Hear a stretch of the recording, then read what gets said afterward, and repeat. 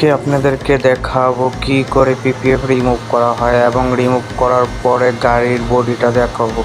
PPF করলে কি কি সুবিধা পাচ্ছেন এবং পিপিএফ কি কি ক্ষতি হতে পারে এবং না করলে কি কি ক্ষতি হতে পারে এবং পিপিএফ না করলে কি কি ক্ষতি হতে পারে এবং পিপিএফ করলে কি কি সুবিধা পাচ্ছেন। আজকে পিপিএফ এর একটা ফুল বর্ণনা দিচ্ছি এবং দেখাচ্ছি ভিডিওতে।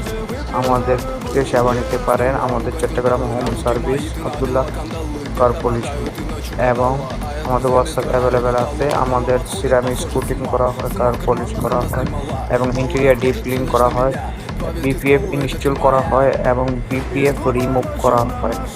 আমাদের সাথে এখনই যোগাযোগ করতে পারেন, আমাদের ইনবক্সে নক করেন আমাদের সেবাগুলো পেতে। আর দেরি নয়, ভিডিওটা ভালো লাগলে অতি দ্রুত শেয়ার করে দিবেন এবং টাইমলাইনে ভিডিওটা রেখে দিবেন। ধন্যবাদ সবাইকে ভিডিওটা দেখার জন্য।